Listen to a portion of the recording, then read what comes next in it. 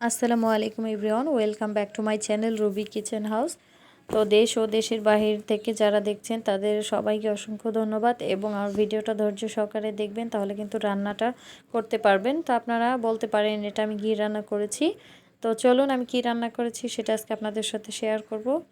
তো এখানে আমি রাজহাঁসের মাংস নিয়েছি। রাজহাঁসের মাংস কিন্তু খেতে দারুণ লাগে, একদম গরুর মাংসের মতো খেতে স্বাদ হয়। তো এখানে আমি যেই কড়াইয়ে রান্না করব সেই কড়াইয়ের ভিতরে আমি মাংসগুলো দিয়ে দিলাম। দিয়ে এখানে দিয়ে দিব পরিমাণ মতো পেঁয়াজ কুচি, 2 টেবিল চামচ এলাচ জিরা বাটা, আপনারা চাইলে প্যাকেট গুঁড়ো মশলা দিয়েও করতে পারেন। তো এখানে দিয়ে দিলাম তেজপাতা দারুচিনি এবং দিয়ে দেব 2 টেবিল চামচ আদা বাটা। এরপর দিয়ে দেব 2 টেবিল চামচ রসুন বাটা। তো দিয়ে পরিমাণ মতো এখানে লবণ দিয়ে দিচ্ছি, লবণটা পরিমাণ মতো দিতে হবে। এখানে দিয়ে দেব 2 টেবিল চামচ হলুদ গুঁড়ো, 1.5 টেবিল চামচ মরিচ গুঁড়ো। যারা একটু ঝাল খেতে পছন্দ করেন তারা ঝালের পরিমাণটা বাড়িয়ে কমিয়ে নিতে পারেন।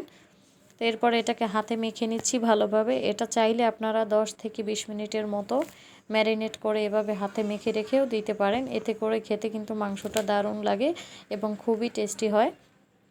তো এখানে আমি হাতে মেখে এটাকে 5 থেকে 10 মিনিট মতো রেস্ট করে তারপরে আমার হাতে যে মশলাটা লেগেছে, হাতে সামান্য একটু পানি দিয়ে মশলাটা ধুয়ে আমি এখানে দিয়ে দিচ্ছি। তো মাংসের ভিতরে বেশি মশলা দিবে, বেশি পানি দিবেন না, তাহলে কিন্তু মাংসটা খেতে ভালো লাগে না। তো এই যতটুকু পানি দিয়েছি আমি হাতটা ধুয়ে এতেই কিন্তু সিদ্ধ হয়ে যাবে এবং মাংস থেকে দেখুন প্রচুর পরিমাণ পানি বের হয়। তো মাংস থেকে যে পানিটা বের হয়েছে এই পানিতেই কিন্তু মাংসটা একদম কষানো হয়ে যাবে পারফেক্টভাবে। আপনারা যদি পারফেক্ট রান্না করতে চান তাহলে অবশ্যই আমার এই রান্নাটি ফলো করবেন, তাহলে কিন্তু একদম পারফেক্টভাবে রান্নাটি করতে পারবেন। তো এখানে আমি যে মাংসের যে পানি, সেই পানি দিয়েই মাংসটাকে একদম কষি শুকনো করে ফেলবো। দেখুন এখানে কিন্তু আমি একদম লো আঁচে দিয়ে একদম সিদ্ধ করে ফেলেছি মাংসটার কষানোর জন্য। দেখুন ঝোলটা কীরকম ঘন হয়ে গিয়েছে, এরকম কষিয়ে নিতে হবে। এ পর্যায়ে কষানোর পরে আমি এটার ভিতরে একটু পানি অ্যাড করব এবং পানিটা যখন ফুটে আসবে সে পর্যায়ে আমি কিছু আলু দিয়ে দিব। যারা আলু খেতে পছন্দ করেন আমার মতো তারা আলু দিয়ে দিবেন, আর যারা পছন্দ না করেন তারা মাংসের পরিমাণ মতো পানি দিয়ে সিদ্ধ করে নেবেন। তো এখানে এই পানিটা ফুটে আসার সাথে সাথেই আমি এটার ভিতরে আলু দিয়ে দিব। তো আলু দিয়ে একদম লো ফ্লেমে রেখে দিব, এতে করে আস্তে আস্তে আলুটা একদম ভিতর থেকে সিদ্ধ হয়ে যাবে এবং খেতে কিন্তু দারুণ লাগবে। তো মাংসের সাথে আলু দিয়ে খেতে আমার খুব ভালো লাগে, যার জন্য আমি সব মাংসেই কিন্তু আলু দেই।